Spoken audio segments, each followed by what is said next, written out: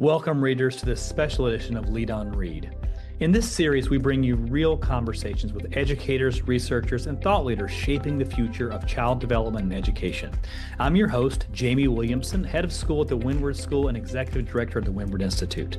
Today, I'm joined by New York State Assemblymember Joanne Simon, representing District 52 in Brooklyn and all New Yorkers.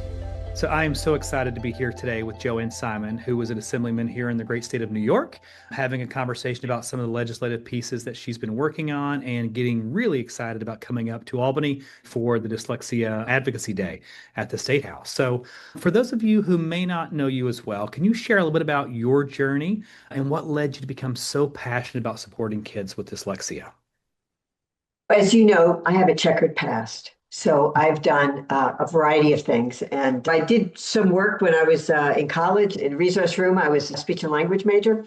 And then I got my master's degree in teaching the deaf. And of course, while deafness is very different from the way we're teaching kids with dyslexia, it's all about morphemes and language based, right? So while I was while I was working at where I went to grad school, I had my brother came down and he had always struggled with reading in a way that I didn't realize. He was 9 years younger than me. And I remember my dad saying to me, he was trying to fill out a job application and he couldn't read.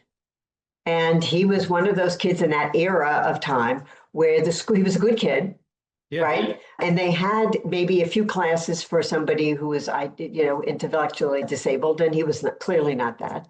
And he clearly was dyslexic. So I ended up getting him evaluated by friends of mine. But this is going back a ways. This is, 1980 maybe, right? So not many people actually even seeing adults at that point, because he was about 20, 21 then, right? Yeah. So that was a struggle. And then we had a lot of sort of mental health sequelae, just that struggle, as you know. So from working with people, there's a lot of anxiety and very often people end up with some depression as well. And that it's quite common, certainly anxiety. So he never really got the help that he needed.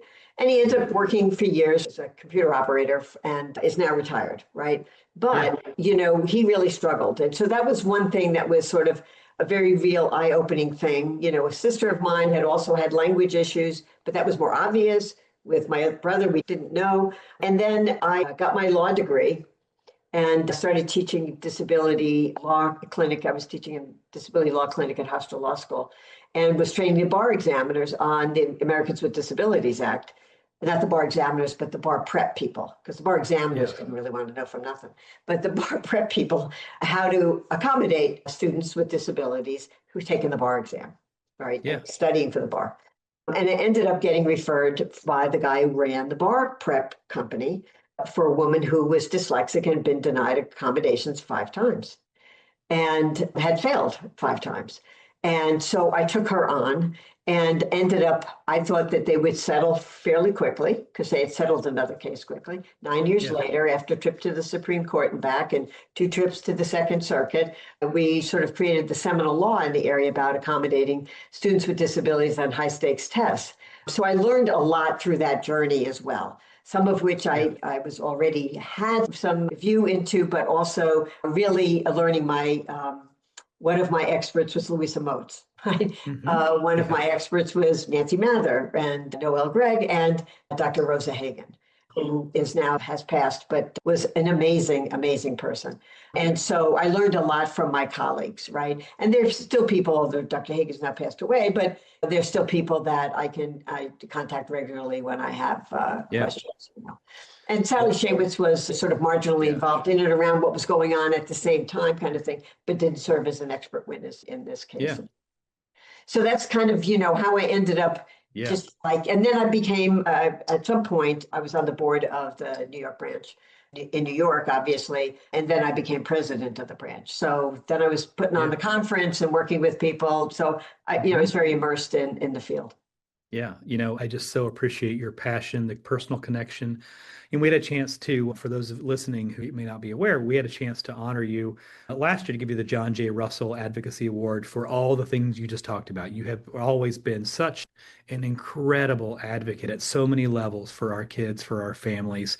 And, living in New York and thinking about the work that needs to happen and where we are, I feel so incredibly proud of the work that you and Bobby have been doing to push a lot of this forward and make sure that our kids get everything that they need in the great state of New York.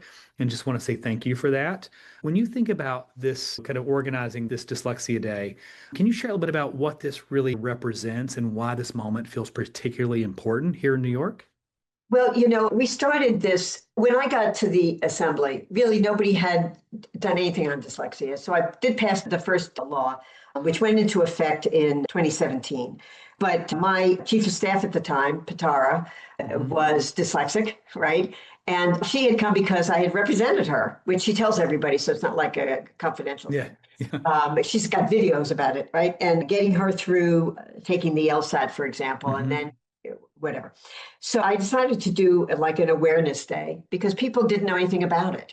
And literally Jack McEnany, who was in the assembly for 20 years representing Albany, I ran into him and he said, you're the first person who's ever used that word. I was in Albany for 20 years. Nobody ever used that word. Oh, and wow. I remember going up talking to one of the chairs of education years before I was in office. And they didn't want to do anything on dyslexia. And their response was, they had counsel there said, well, we have this one section which mentions the word dyslexia. And I'm like, so what? Right? Yeah. So, we were so light years beyond having any approach to this. And so we started Dyslexia Awareness Day, which we've now changed to Advocacy Day because we have built up a lot of awareness. And we started just sort of invited a lot of people, schools, parents, professionals. And what's evolved over this time is when we started including the young people to tell their stories. Yeah. And we did that as part of the stakeholder group process for my first dyslexia bill, right? And state ed came. So then they started seeing what we were doing. And I would invite them every year. And then they never said anything for the first couple of years. And then the commissioner would come, who is then at the time, she was Regent's Chancellor, but then she became the education commissioner. And so we've sort of built up more people paying attention to this and coming. And now we really try to center the kids, center the young people to tell their stories. We don't exclude the family stories for sure, but we really know that for the young people, this is really a formative thing for them. They are so empowered by coming up, and they are empowered by meeting other kids like them. They don't feel so alone. If you look at the video, I did like a video interview last year with one of the moms and her daughter. I asked her, had she felt alone when she was in school before she was, she's now at a different school for kids with dyslexia. Yeah. And she said that, yes, she had. And so they often feel very alone in the classroom of, 30 kids, right? Yeah. Because they're not succeeding and they know that what's going on. They're painfully aware of the fact that they are not learning to read the way the rest of the kids are. And so this is an opportunity for them to come together with kids all around the state, get to know something about telling their stories, tell their stories to each other. They work on them beforehand. And they're so proud of themselves when they're able to write their story and when they're able to speak their truth, right? And sometimes those have been very painful moments at our Dyslexia Advocacy Day. And so it's just been the kind of experience that we really want to make sure more and more kids have. But we also invite the legislators. The problem with legislators, I will tell you, is they talk too much. And I'm doing that now.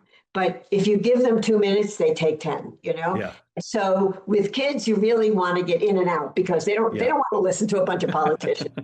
They do want to go talk to them or their staff and tell their stories.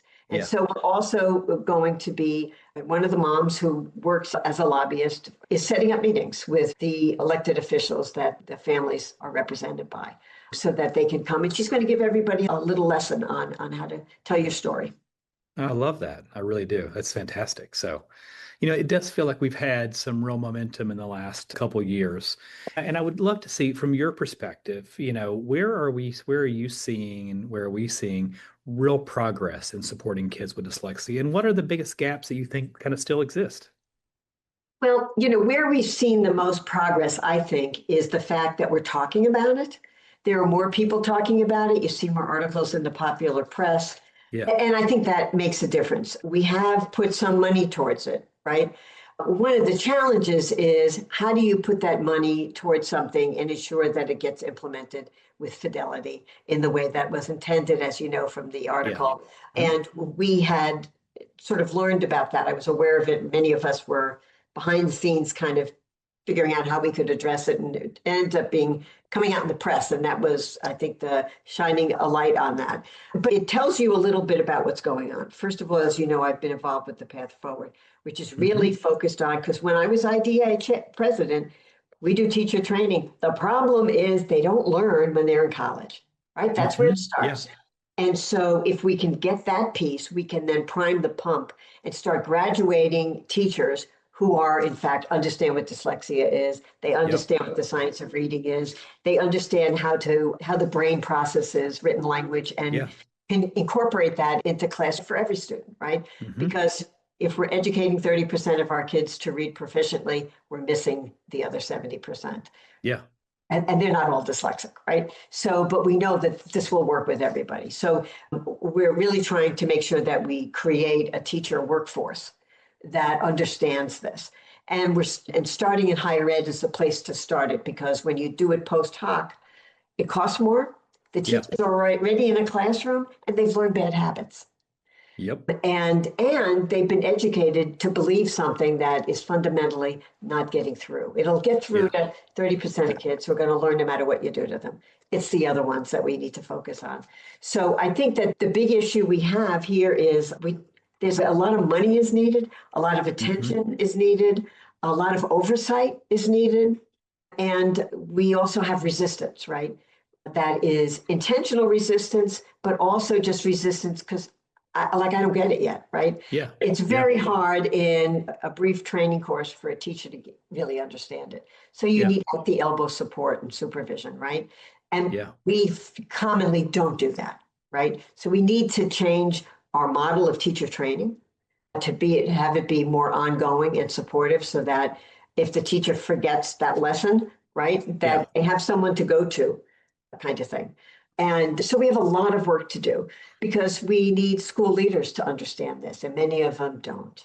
And then we need, if we're doing training, like we had that one example, is that no matter what's on the curriculum, what's on the syllabus, you have to teach what it is that's in the syllabus. And if you're not comfortable with it, you're going to fall back on old methods, right? And you're going to throw in a little 3Qing. And so that's a hard thing. So when we hire people who are going to do that teacher training, that's the professional development, they need to really know what they're doing, so they're not going to fall back on throwing in a little 3Qing here and there, or just not following the curriculum. I was having a conversation. I was at this meeting last week with this group called All Means All, and the SUNY chancellor was there, and we were talking about coherence and reading programs. And we've seen a lot of investment in materials, which has been a good sort of start. We've seen a little bit of investment in some training, but I think the real gap is really about how do you translate that research, how do you create good instructional practices, and how do you ensure those practices are being implemented and maintained in the classroom. And that is a really challenging part of this whole conversation. And human beings, Yeah, we're human beings. Yeah, exactly. People, we have patterns and we have histories that we sometimes can fall back on when we're feeling stressed, and beliefs. It's very hard to change people's beliefs. So you're talking culture change. That takes time. So it's not fast enough for any of us, and it's enormously frustrating. Yeah, hearts and minds are a big part of that. I am really grateful. I think there's been a lot more accessible, and you talked about more popular press articles, like people like Emily Hanford, who I think have written in a way that made really a huge allows difference. More folks to kind of access the actual argument here versus us in an echo chamber at IDA or sort of shouting across the aisle, some whole language folks, and sort of keeping that in kind of in a contained sort of argument. But I think now it's kind of gotten a far much more broader reach on that. As we think about some of the work, because we do a lot here to kind of help families understand a little bit deeper about what they're actually seeing in their child, what dyslexia happens to be, what it's not, where it shows up, how quickly it can show up in a child's school career. What do you think are some common misconceptions about dyslexia that continues to hold systems and educational systems back right now? I think that, there's the often cited, people reading backwards thing, right? Yeah. There are people who still believe that it doesn't really exist. It's a matter of poor teaching. And the reality is not teaching in a way that kids are going to learn to read is a factor. but it doesn't mean they're not dyslexic. Yeah, exactly. Yeah. And so we, sort of blind those things. And there are people in education who really fundamentally believe that. You know who those people are. Yeah. And so then you're like beating your head against the wall. Yeah. So I think those are the two sort of biggest issues. But then the other thing that is it's a good thing, but it's a bad thing, right? We have so many young people with dyslexia, adults, brilliant people with dyslexia, who find ways around creative problem solving. They find ways around, and they're constantly faking it. So they feel like, they're an imposter, but also they mask the problem in the minds of many people so that they don't see it. And they'll say, so-and-so is dyslexic. They're not dyslexic. They're very smart. Because people think that dyslexia means you're not very smart. Yep. Because it's a very old-fashioned notion that, if you're smart, you can read. Yeah. Right? Yeah. And if you struggle with reading, you must be stupid. Yep. Right? And so that is very caught up in all of this as well. Yeah. And very unconscious, I think, on a lot of people's parts, but it's very much active. One thing somebody said to me years ago, this is when I was IDA president, and his brother ended up on my board for a while, and that is former Congressman Joe Crowley, who wasn't involved with education stuff, but we went to see him. And there's a lot of dyslexia in his family. In fact, his one son went to lab school. Oh. And he said something to me that I haven't forgotten. And he said, you have a friend in Congress. I'm not on any of the relevant committees, but I will be there. But, dyslexia is a lot like alcoholism. Everybody in the family knows, but everybody kind of covers up and makes believe. Yeah. That's a wonderful And so point. people don't want to talk about the person in their family struggles with reading. Yeah. I could not. And they don't want to let anybody else know, even if they know they don't, right? Yeah. And I thought that was a very interesting take on that. And I think that there's quite a bit of accuracy in that statement. Yeah. I completely agree. I often sometimes thinking back to your earlier comment about teachers and hearts and minds, I often see teachers who, from their experience, they've taught this program that you or I would say not evidence-based, not science-backed, not in alignment. But their argument is, well, so many kids I've taught have succeeded under this program. That's right. And I try to be so kind, but also so direct in saying, I think they probably succeeded not because of you, but actually in spite of you. And I think that's another area where, because you have 25, 30 kids in your class and all but 4 didn't get it, it's easy for you to ignore that as like, well, you know what, it was their issue. It was their sort of lack of understanding, not my lack of instruction. Well, yes. And the thing is, people work very hard to teach kids, and they believe they're doing the right thing. Yeah. But the other thing is that, you're talking especially at the younger grades. As you get into higher grades, there are plenty of kids who got maybe the basics, right? Or they were able to pass muster at some level in the early grades. But as language becomes more complex and reading becomes more complex, what they fell back on isn't a support then anymore, right? And so we see that there's plenty of kids who can read, but not well enough. And so they lack self-esteem. They are not going to be achieving. They're going to get criticized for not achieving, all of those kinds of things that happen. And so those 4 kids who aren't getting it, the rest of those kids aren't all reading proficiently. They're reading somewhat, right? And we see that issue with that gap between proficiency and kids who are sort of marginal, right? And that translates to, just general well-being, but also, job success, right? And a love of learning. How many people haven't picked up a book since they got out of school? Because they really don't enjoy reading. And they don't enjoy reading because they really weren't taught right. And so I always say, that's great. We know about 35% of kids are going to read proficiently by the end of 4th grade or 4th grade. That's enough for intermittent reinforcement, right? So my other secret half a degree was clinical psychology. And, intermittent reinforcement is the most powerful. And so they are intermittently reinforced that they're doing the right thing. Yep. And so one of the biggest barriers is helping people see that they were sold a story themselves, Yeah, right? yeah, And that we're not blaming them. yeah, Because exactly. teachers Yeah, got blamed for everything, especially they in really did. administration not too long ago. Yeah, We're not teacher bashing and we're not faculty bashing when it comes to higher ed, right? yeah, We know that they were sent off into the world with a toolkit that was half empty, yeah.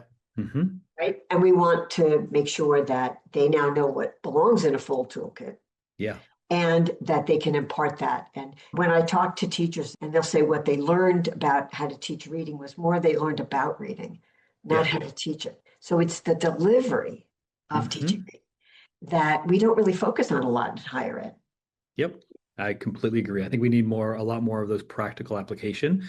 sides, like a Katie Pace Miles over at Brooklyn College is doing, that really allows teachers to experience that work, gain some confidence in delivering, so that way when they are in front of their own kids in a year or two, they have the experience to kind of lean back on, and it's good sort of baseline experience. I do want to talk a little bit about, because you've been involved in some really great legislative work here. When you think about things like the Right to Read Act, which has really been pushing us towards this evidence-based literacy instruction, what challenges do you anticipate districts are going to be facing when they work to make that transition?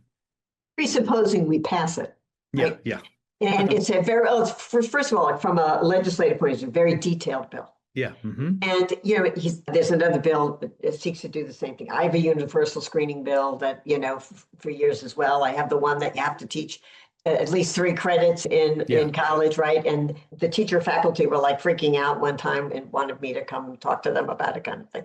So anything that is remotely curricular hmm, or pedagogical is on the whole pretty resistant, in part because of the fact that we have an independent school system, right? The hmm, school districts, right? It's a frustrating aspect of New York for sure. And so you're really at the sort of guidance kind of thing. But you have districts who don't have staff. You've got districts with like 300 kids in them, right? That's a whole yeah, district. yeah, So you got little teeny districts and then the biggest district in the country, right? And you have no staff who understand this.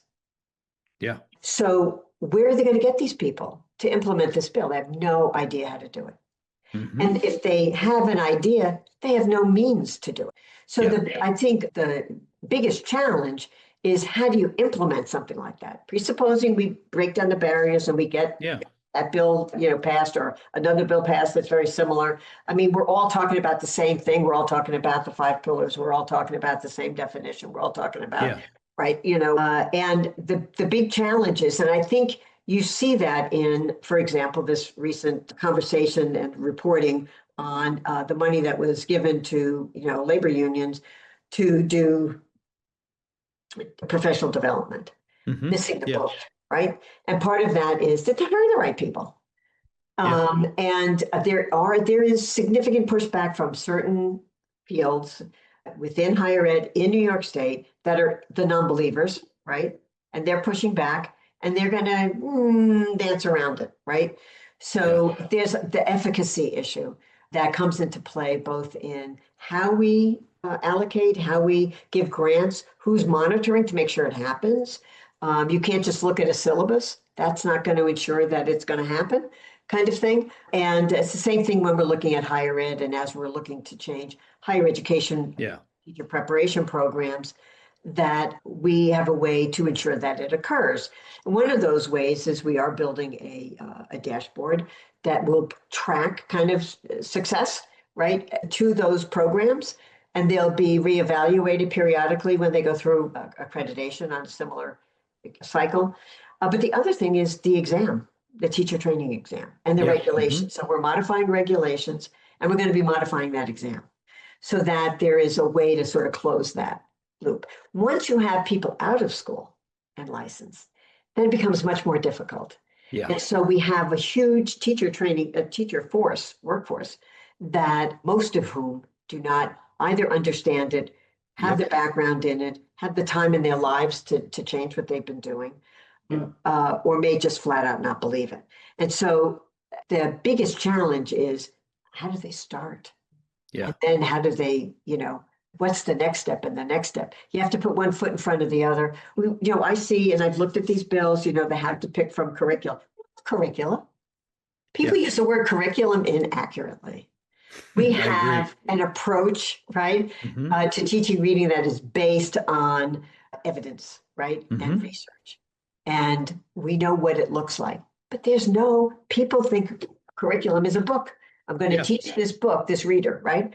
And that's what the teachers think it is. That's Yeah. what the school boards think it is when they buy these Yeah. books. And then they spend $5 million on a book and it's not even the right book. So they're Yep. going to keep using it because they spent $5 million on those books, right? So Yep. there's all these things in the sort of universe that become part of this, right? Yeah. And so one of the challenges, like I try to stay away from using the word curriculum because it really isn't a curriculum issue. Yep. And we don't have curriculum for it, Yeah. right? And that's not a bad thing.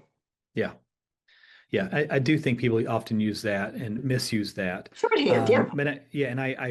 I long for the day where we can really think through a teacher training program that brings in some of this work around the actual teaching of reading in a way that sort of allows teachers to understand. No one, when you get a job and you got an early childhood, you get your first, second grade job, you go in there, they're not going to hand you a manual of how to teach a child how to read, right? They're going to give you some materials, but you are not going to know how to put those materials into an effective implementation. And so I long for the day where that becomes part of a teacher training, it's an exam, pre-service teacher exam, the student teaching experience Yes, right. for folks, and having that include a part of that was actually almost like Katie Pace Miles's experience over there, but like teaching reading to a small group of kids to learn how the Yes, project or process yes. comes into place. So I do think So there's so many things we yeah, can we do do. have these pilots in the different Yeah, colleges yeah. around the Hmm. state that is starting to do that kind of thing, and that's Yeah. part of the path forward. But you're absolutely right. I learned how to use behavior modification Yeah. when I was with a group of deaf, multiply disabled kids, most of whom had serious emotional impairments, Yeah, right? yeah. You learn how to use that very quickly, or you Hmm. die. Yep. Yeah. Right? And when I taught deaf-blind kids, they handed me a Perkins Brailler. Yeah. It was very old-fashioned. It's like, it's not even an electric typewriter kind of thing, and a cheat sheet. Yeah. And I had a blind kid. How did I know about that? Right? Yeah. So much of what you do when you get in on the ground, you don't know anyway. And so I Yeah. think one thing we need to be careful about is to not give the impression that, when kids graduate from college with their teaching degree, that they know all the answers. That the big challenge, I think, in when they go into a school is if everybody else in that school doesn't have that grounding, Yeah. how do they not fall off the wagon kind of thing, right? Yeah. And so I really believe where we've got teachers in our schools that have caught on to this, and I use that example of the one teacher who learned about the science of reading on Facebook during COVID, right? Yeah. The University of Facebook, and started just using some things she'd learned about, and her kids started reading better. Mm-hmm. And other teachers noticed it. Is that we take that teacher, be an ambassador, and help other teachers learn that. Yeah. Because I think the use of peers is extremely important. And Yeah. too often when we've got people doing consulting and they may be very knowledgeable, but I trust my peers Yeah. differently. And so I Mm-hmm. think that we need to find a way to incorporate that as well. Yeah. When I was in my graduate training, I'm a school psychologist by training, and so I spent years evaluating kids and working on academic and behavioral interventions. And how many school And psychologists know how to evaluate kids? yeah, yeah, Depends on the school they go to, yeah, right? it really does. Uh-huh. And I remember working with a kindergarten first grade teacher in a large urban district in Ohio. And she was really struggling. I screened her kids, not a single child. And this was in March. Not a single child was at benchmark on the Dibbles, any of the And they Dibbles were they indicators. were an old dyslexic, I guess. Yeah. No, no, no, no, no. So I screened them. I set up a series of interventions. She started doing this work. She got really excited because she started seeing some progress and growth. She started telling other teachers. Some of those teachers told the principal, who told the curriculum director, who then told me that I was not allowed back in that classroom. Yeah. So sometimes you get these big forces conspiring against good practice. And even when teachers are really kind of banding together and trying to kind of impact their practice, you see districts who are responding with kind of a sunk cost fallacy of, well, we've already bought this other thing. You need to do the other thing, regardless of whether it's working or not. Right. So I do think it's such a fascinating sort of space for Well, and schools to be in. that similar experience happens in our colleges and universities as Yeah. well. And that I remember, before the path forward, before that became, I was doing work kind of ad hoc with my higher ed chair. We did a roundtable inviting people in to talk about what are the barriers in higher ed to changing this picture. Yeah. And there were some people there who didn't want to change a picture, and I knew there were a few people like that, but other people didn't like it was too broad a question in some ways. But when I would do a session at the Everyone Reading Conference on how do we change this picture in higher education, I can't tell you how many people would say, I've been trained in that. I was doing such and such, and my contract wasn't renewed because they don't Yeah. want anybody doing that, right? Hmm. And so it's a very similar kind of dynamic, which is Yeah. it's threatening to people. They It don't really see is. it that way, but you're upsetting the apple cart, whatever.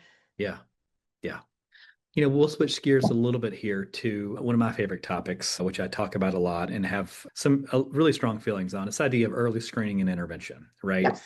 It is so important to recognize when kids are struggling as quickly as possible. We know the best gains can be made, and nothing good comes of delaying that intervention window, right? What do you think it's going to take for in schools to really truly ensure that they are prepared to implement screening? And now, this is where I get wrapped around to this axle here is that there's always has to be an and for me. So not only doing really good screenings, but and doing the structured intervention work effectively, right? Not just in policy, but also like the idea of really making sure that this is put into practice. So what do you think schools need to ensure that these things are really truly implemented accurately? Well, first of all, they need a screening mechanism, right? Hmm. And right now we don't have any one. There are a couple of different screeners coming Yeah. out. There's a lot more work being done on that. We don't really have a screener. You can just say, use this, right? So Hmm. you have to train the teachers how to use the screener if Hmm. it's going to be a teacher, tool. And it's not somebody else like the school psychologist that the kid Yeah. doesn't know, right?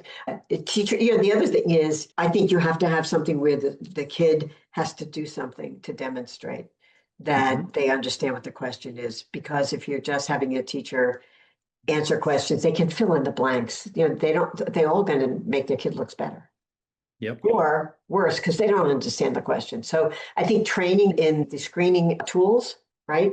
I think you need a group of tools because there's no one screener right now that I think addresses all of those issues that need to be addressed. Yep. We will get there, but we're not there yet. You can't legislate a screener Mm. or a product, but you Yeah. can describe what you need to screen for. Like if you look Yeah. at the universal screening bill I have, it tells you what it is you need to look for, right? Hmm. And then the other thing is screening versus progress monitoring. I know I've talked to Ed Trust about this. Screening, you need to progress monitor more frequently. So I Yeah. think that some people confuse those two a Hmm. bit. And screening for being at risk, right? And then, how much at risk. And so do you get that they're at risk? And the question is, well, in what ways? Yeah. Because then you can't implement some sort of intervention to help. So you also need people and teachers to be able to deliver that intervention, right? If we Yeah. can help, now we know that this child is showing signs of having a reading disability. What do we do next? And so Yeah. you're right, you have to have that. What do we do next? On the other hand, from a legislative point of view, if you make it too prescriptive, A, you have trouble passing it, but B, you have people that aren't going to implement it, right? Or with fidelity, right? And so you have to, it's a careful dance and balance in the how you if you're going to mandate something, how you mandate. And anything you mandate, people will resist, right? Yeah. Hmm. Whatever.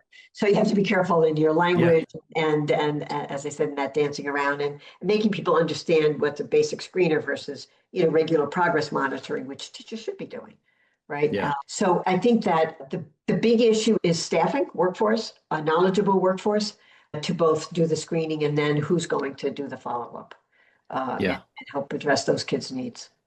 Yeah. And I think both the screening, the training it's going to take to get folks up to speed on the screening and how to really truly not just do it, but actually be able to interpret those results in a way that's Yes. actually meaningful. And Yeah. then thinking about the complexity of And it's delivering not the just a most, score, right? it's not just a score. There's a whole And lot so around. Yeah. clinically, that is Hmm. something I always stress. The Yeah. score is one thing. If you're making your, look at all the IEPs we have out there, Yeah. Yeah. and kids don't get one because the score is, but what were they doing? Were they standing on their heads to get that score? Hmm. There's something, a Yeah. little something going on there. Yeah. Hmm. And so we don't look at, those behavioral observations, for example, and trained Yeah. clinical observations are objective evidence. You know, Yes. a number isn't objective because it's a number, right? Yeah. Yeah. Um, Exactly. Yeah. and and so, we just don't have enough people who are able to exercise that kind of independence within a school. Yeah. Hmm. And then I think they get really hung up on how to best deliver that Mhm. intervention and how to think about grouping and data because it's a time intensive process, right? Yeah. When I remember we had 4 second grade classrooms, for instance, and we had one special education teacher in the school that I was in for those 4 classrooms. And, a lot of schools would say, okay, special education kids go with the special education teacher, everybody else with these 4 kids. But what we started doing was screening all the second graders, creating 5 groups, not 4 groups. Mhm. So we would sort of, work to have some like groups, and the lowest kids, not the special education kids, mind you, but the lowest kids would go with the most trained reading teacher, who also happened to be the special education teacher, right? So she was the one who had the This OG is training. interesting too, and also unusual. A lot of Yeah, special ed teachers are never taught how to teach they reading. they are not. This one happened to be an OG trained teacher. So Great. so that was a big part of the process. But when I talk about that up here sometimes with folks, they're like, "Well, you can't do that up here." I'm like, I think you probably could figure Why out a way not? to do Yeah. that, right? There's lots and lots of ways to organize your school day. And I do think schedules that elementary schools and high schools and then middle schools put in place show you where people's priorities are, right? And how they think about the use of time. Crowd And control. yeah, yeah. And we were doing some training at the South Bronx Literacy Academy for some teachers one summer, and we had some Windward teachers and some DOE teachers in there. And one of the DOE teachers said, "Well, it's just about time. We don't have enough time to do any of this work." And one of my Windward teachers so confidently and but kindly piped up and said, I'm not sure it's actually about time. It's actually about how you're using the time you have." Yeah. Because the idea of time on task and really having good instructional use of time is such a critical part of that conversation. So, Yeah. as you think about some of what's going to be really, really critical in helping teachers kind of get some additional training in the ID work and in the intervention work, what kind of supports do you think educators and districts are going to need to be able to meet those expectations in a meaningful way? I think a couple things. I think it's the sort of micro credentials that Yeah. we're seeing, right? Because for people don't have time to go back and get another degree, right? And a lot of the sort of formality of the traditional higher education courses is really something that's much harder. And for many of them, they have to take courses because they have to get licensed and they need Yep. that 30 credits plus, right? They need the master's plus. And so I think that, micro credentials are a way for a teacher, let's say, who already has their degree and their license to more easily and more accessibly learn about this, right? And some of the micro credentials, they're free to the person who's taking it. Yeah. You could repeat it, Yeah. right? You don't have to get it the first time. Hmm. You go back and, I need a refresher kind of thing, right? And so, I think as we develop these micro credentials, maybe there's a micro credential one and there's a refresher recollection micro credential two kind of Yeah. thing, right? And I think that's going to be developing. And there are more, we have SUNY New Paltz created theirs, but they're now are making that accessible. People in Maryland are using that.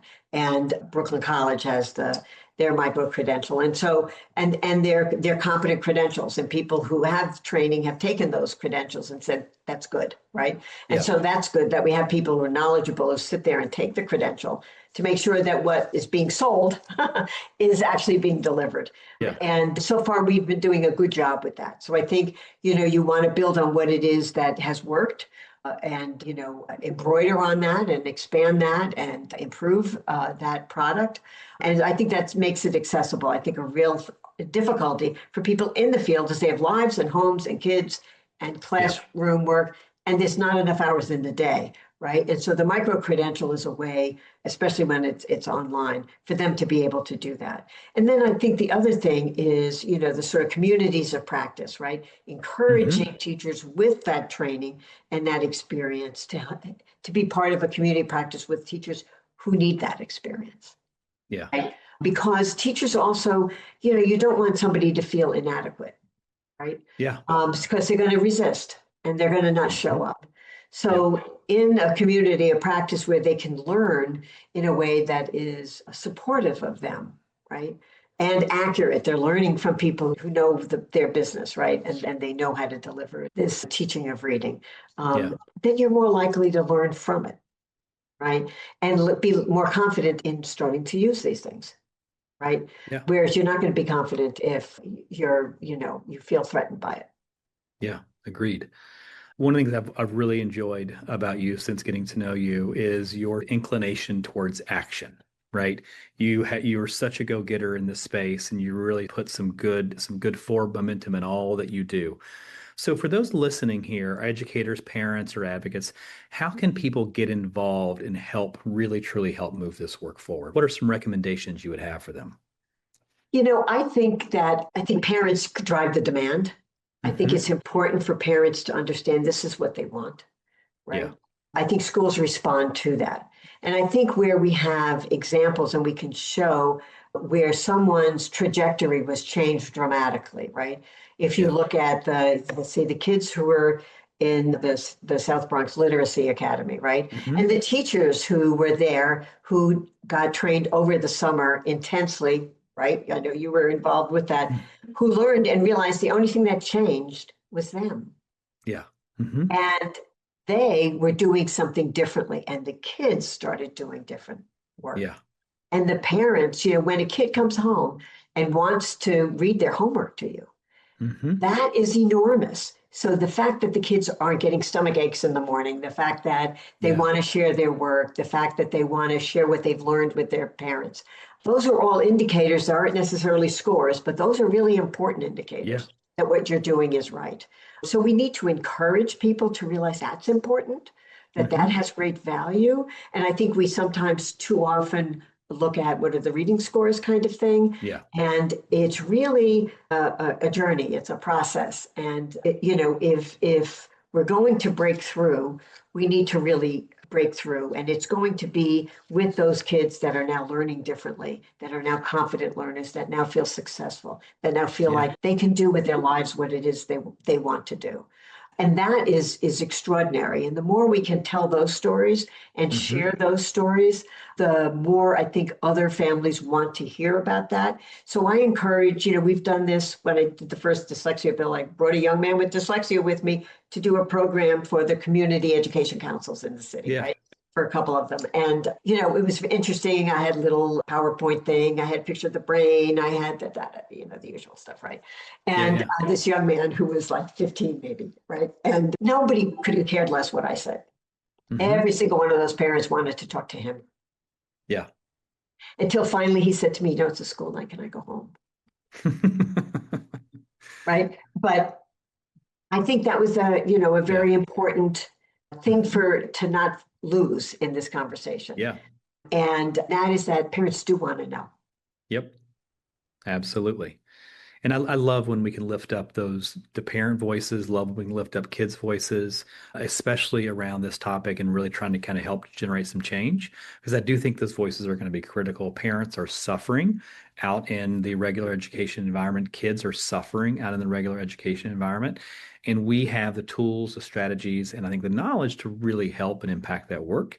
I just think we all have to come together, stop blaming teachers for the problem, start pushing on universities to change some of their training work, start coming to the table with the deep knowledge that kids are capable of learning and growing. And when they're given the strategies and instructional methods that are truly research and evidence-based, and the teachers have been trained deeply in those things, you're going to see some really positive outcomes.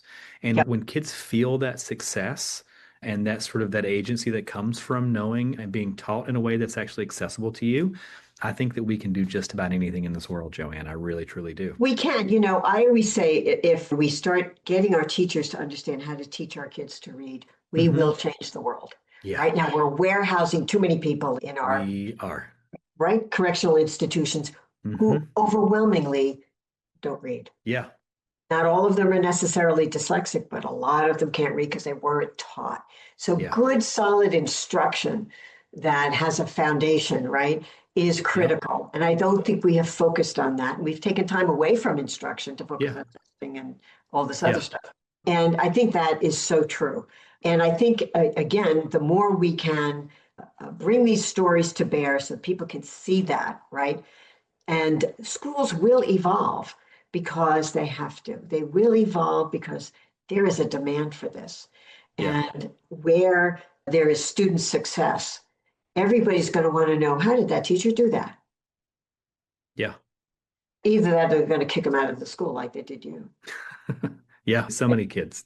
Yeah. But I think that we've made a lot of progress in that Yeah. conversation. You know, it's Completely agree. easy to feel like, you know, we're still in a deep hole in some respects, Yeah.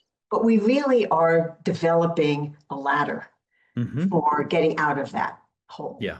And it's, you know, it's a complicated ladder. It's not all that Yeah. easy, and you kind of go around a little bit, but we'll get out of the hole Yeah. if we chart our path forward there. Well, I so appreciate you as a ladder builder in helping us get out of this hole. Every time we have a chance to talk, I'm always just in awe of your passion, your knowledge, your incredible dedication to our kids and families. And so on behalf of Windward, I like to think that I get to speak for our families and our kids on this one. Just want to say a big hearty thank you. Your work Thank you means so for much everything to you're us. doing. You know, but I appreciate the partnership because we want to change the world. I know you want to change the world, and I think it takes many hands to bring that work to fruition. And it just feels really great to have some great partners at the State House like you. So thank you for everything you've done for the great state of New York, but also for our kids and families who are struggling from a reading perspective day in, day out. No, thank you, Jamie. It really is a labor of love. And I know, you know, you suffer from the same problem I have, which is really believing in this work and having that passion and working together. You know, I think one of the things that the field suffered from to a bit is, you know, we do have our experts and whatnot, but we don't need everybody to be an expert. We just need to work together. And, you know, we will all develop and expand our expertise by working with each other and opening our minds and our hearts to realizing that it really does take a village. We're not going to make progress if we're not working with people. Yeah. Collaborative. And it's not always easy to collaborate, but it is necessary. Yeah. Well, I so look forward to seeing you up in Albany. It's Dyslexia Advocacy Day. Everybody is welcome. Yeah, well, we're going to bring a few folks up from the Windward community, and we look to bring some others up. So, but thank you for your time today. Thank you. A great pleasure. Have a wonderful trip up to Albany. Thanks. Thank you. I can't wait to get back in the car.